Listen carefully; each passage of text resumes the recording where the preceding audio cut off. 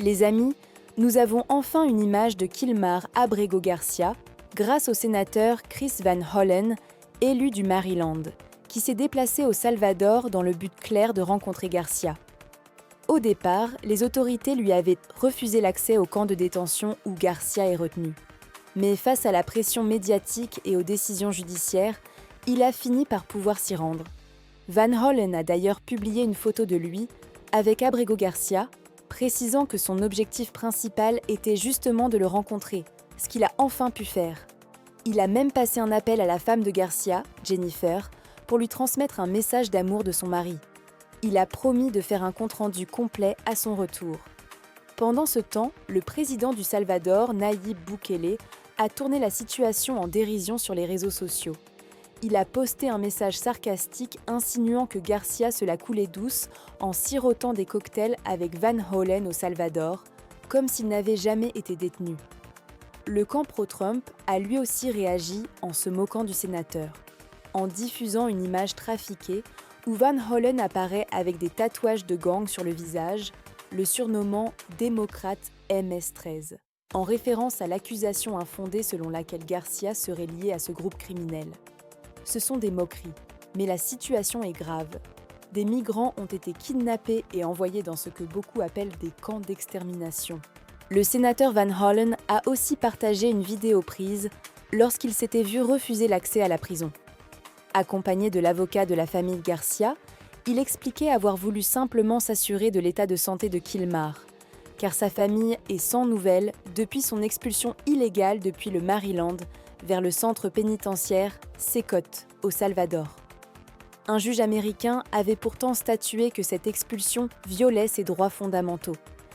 Van Hollen expliquait aussi que, même si d'autres véhicules pouvaient passer, les soldats leur avaient formellement interdit de poursuivre leur route.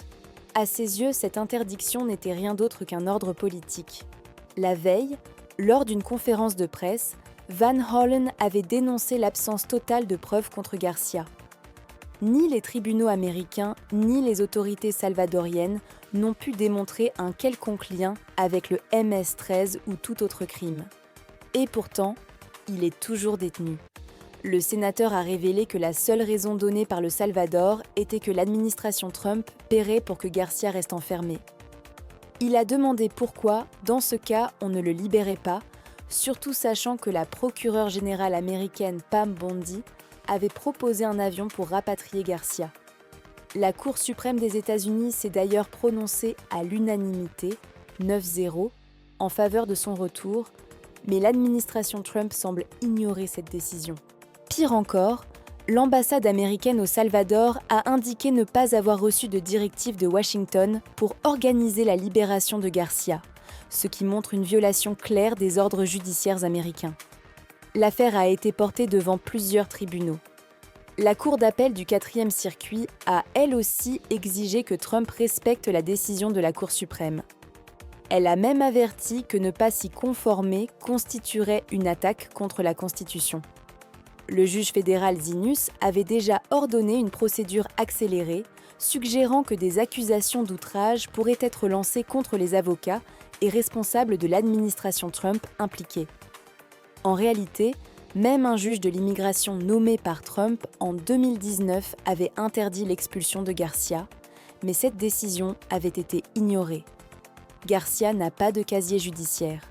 L'accusation de lien avec un gang n'a jamais été prouvée et aucune procédure régulière ne lui a été accordée.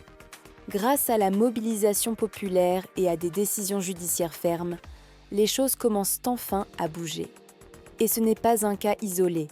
À León, en Floride, un jeune citoyen américain de 20 ans, Juan Carlos López Gómez, a été détenu par l'ICE malgré sa nationalité.